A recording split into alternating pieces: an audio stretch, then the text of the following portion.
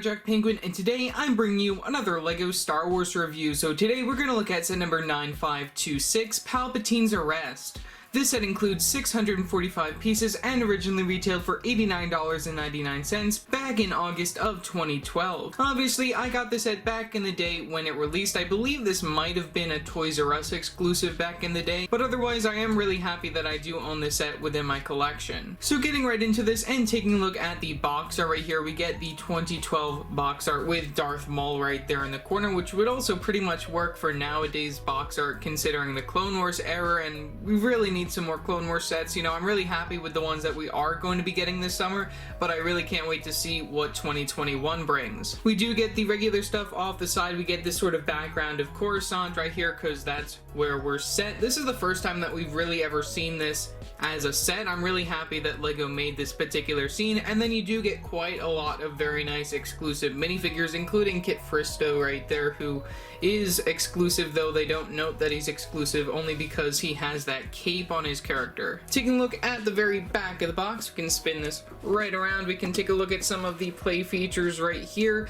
You can see all of the different features right here and all of the different combinations, which is very interesting how they show that type of combination when it comes to the particular set. And then we can take a look at the very top right here with some logo, some other information, and then the actual size of all of your characters, which is pretty nice. Get the sides of the box over here with some stuff in various different languages. You can move to this side with some other logos, and then we also get the smaller pictures leading all the way to the very bottom with the little LEGO Club advertisement and the LEGO trademarks and the barcode for this particular set.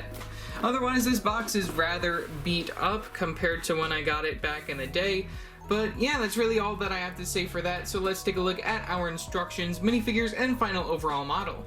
Taking a look at the instructions, we only get one instruction manual for this particular set, and it does mimic the front of the box. Taking a look at the very back, you do get the Win Kit. You can flip right open to a quick advertisement for LEGO Star Wars 3, The Clone Wars. This is probably one of my favorite video games that LEGO has ever made. I do though wish that they do eventually make a remake featuring all of the seasons. That would be something that I would really like to see, but we'll have to wait a while for that probably. We also do get another sideways advertisement for Lego.com featuring one of the games right here. I believe this was when they had the Planet series, so that's why they had these ships alongside it. I don't really know what was going on there, but also it does feature some of the other sets that were available at the time.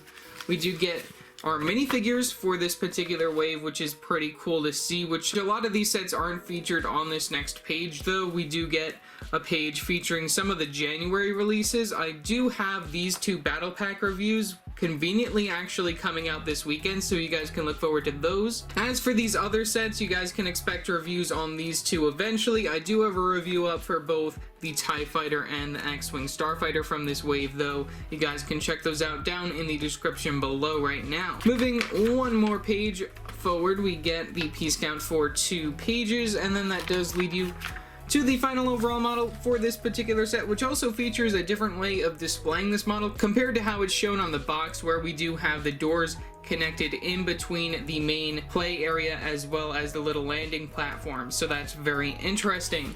So yeah, that's all that I have to say for the instructions, so let's take a look at our minifigures. Taking a look at our first minifigure, we get Anakin Skywalker. This minifigure is exclusive to the set. We do get some very nice printing on the legs right there leading up to the belt piece, up to the torso piece for his overall outfit. We do get some black arms, one light flesh hand on this side and one black hand for the one that got cut off the previous film.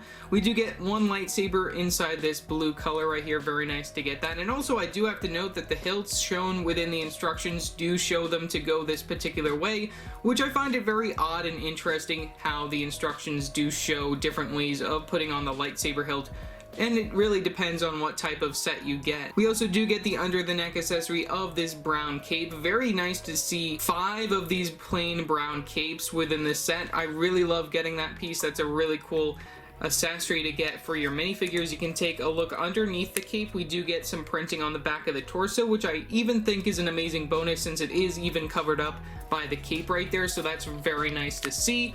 And then of course we do get a double-sided facial expression for your minifigure of Anakin Skywalker right here. You can take a look at the first facial expression, which honestly I don't really feel like this face fits his character as much as some of the newer facial expressions that we've seen this year in 2020 have fit Anakin. You can turn around his facial expression, and that one actually I feel is probably the better facial expression when it comes to this character, and I really love how that looks. And then you do get the classic sort of Anakin hair piece for the time period inside that dark brown color, which I think is even nicer to see. So yeah, that's pretty much all for Anakin Skywalker.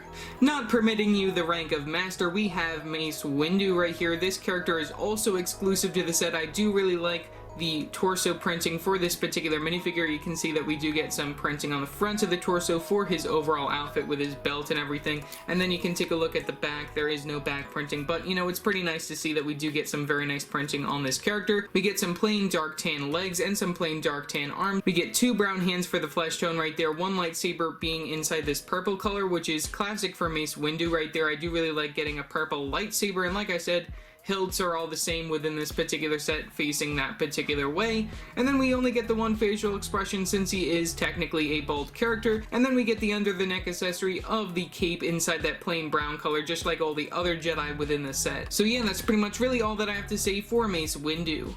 Taking a look at our next minifigure, we have Kit Fisto right here. This minifigure is exclusive to the set, but the only thing that really makes this character exclusive is the inclusion of this brown cape. The other version that we previously saw does not include that cape, which we saw within the ARC 170 set that I've yet to review on the channel. We get some plain brown legs and some plain brown arms. We get those sand green hands right there for the character. And then we do get this very nicely molded headpiece for Kit Fisto right here with some very nice printing on it. This character in particular definitely needs a remake in the future. I would really like to see LEGO take on this character again. You know, it'd be really cool to see them try to make another version of Kit Fisto, since we haven't seen him since this set released in 2012, so I think that would be very nice. He does come with a green lightsaber facing the same way as all the other characters right there, and then we do get the cape inside that brown color. You can take a look at how the head attaches to the character right there. That is a soft plastic, so then you can move around the little bits of his character if you so desire.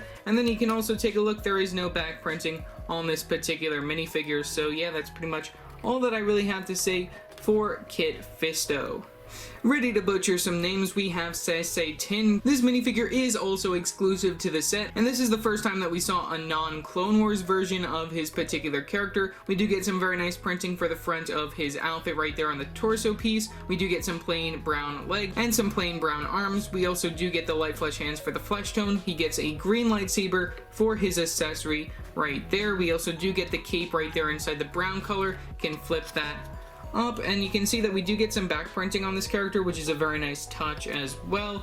And then his hair, or at least headpiece extension, does fall off of his character, and that does reveal that we don't get another facial expression, only the 1 facial expression for his minifigure. And then this piece, I believe, is just a reuse from that Clone Wars version of his character. I don't know if that's new printing or not on it though. You can take a look at that. We do get some very nice printing on the very top of that right there, which I think is very nice, and all around towards the back. So yeah, that's pretty much all that I have to say for Tin.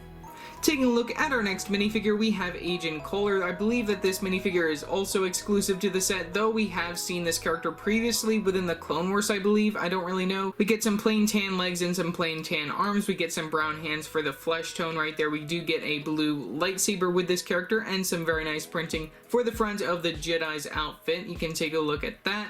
We also can remove this hair piece right here, just so then you can take a look at the back of the character. We do get some very nice printing on the back as well. Very nice to see that they go all out with these last 2 characters right here. And then we don't get a double-sided facial expression, only the 1, and then you can also put that right back on. This is yet another one of those soft plastic molds right there, so then you can play around with it so then it doesn't break too easily. And I do really like the printing on the top of that and how that looks. That looks very nice. So yeah, that's pretty much all for Agent Kohler. And then finally we have Chancellor Palpatine. This minifigure is also exclusive to the set. Very nice that we do get all exclusive minifigures when it comes to this particular set. We get some plain dark red legs right there, and then we get some dark brown arms, light flesh hands for the flesh tone. We also do get the printing for the very front of his robes right there. We get some minor back printing as well, which is a very nice touch. And then we can take a look at his first facial expression, which I actually really like both of the facial expressions on this minifigure, and I do really like that they do keep it within the light flesh tone for his character. You can take a look at the first one where he is just normal from when he's within his office and everything, and then once you do turn around his facial expression right there, you can see that he has transformed into Darth Sidious right there with the Force Lightning, which you'll see later on within this video within the set. And he also does come with his lightsaber, which I'll show later on as well. But here you can see that he has gone the transformation just like how Anakin did, which I showed previously. I really love this minifigure, and I'm really happy that he does come within the set, obviously, since it is his office. And then he does get the Joker hairpiece from 2012 within that tan color right there, just for the styling of the blonde of his hair. So yeah, that's pretty much all that I have to say for Chancellor Palpatine. Okay, so here is the final overall model for this set. Overall, I think that this is a very nice build, and I'm really happy that LEGO brought us this scene back in the day. This was originally supposed to be one of the fan vote sets when it came to the 2009 10th anniversary LEGO Star Wars sets, but then when it didn't make the cut, it did eventually get made as a set, and I really hope that that is the same sort of story that goes along when it comes to the most recent fan vote for the newest Star Wars Ultimate Collector Series set. But getting right into this, we might as well start from the bottom and then work our way up to the big fight. So moving all the way over here, we do get this little vehicle right here. We get this Jedi Air Speeder, as it's called within the description. We do get some stickers to add some details right here. You can see them on the very front of these pieces right here within this white color, which I really love getting this piece inside that white color. We also do get another sticker at the very top of the cockpit area. You can open that up using the clip piece right there, which I actually just ripped it off. But you do get a little interior right there where you can set your character. We do get a little grate just to separate that out, but you can put your minifigure of Anakin Skywalker so then you can arrive and fight within this particular battle. The overall styling I think is very nice. We do get some flick fire missiles on the very bottom right here, which I think is very nice. Also using that pin piece within that translucent blue color. You can also see that we do get this sort of cylinder area going on right here where we have this landing platform, so then you can easily place that within that area and have it be able to spin around as you so desire. We also do get this very nice back wing. I do really like the building techniques used right there. And then we also do get some other smaller details right here with the engines and whatnot.